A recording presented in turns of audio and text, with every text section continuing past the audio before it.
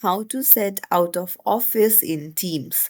Hey everyone, welcome back to the channel. If you are new here, don't forget to hit the subscribe button and turn on the notification bell to not miss any updates.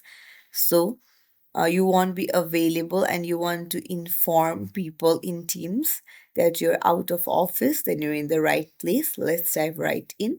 Open up your Teams.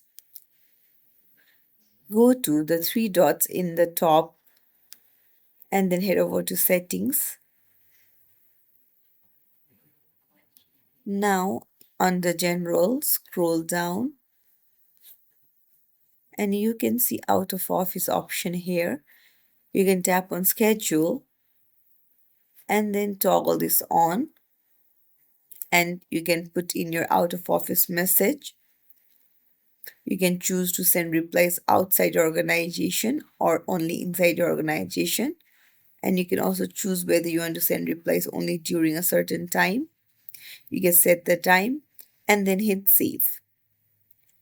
So that's how it works. If you found this tutorial helpful, don't forget to like the video and subscribe to our channel. Thank you for watching.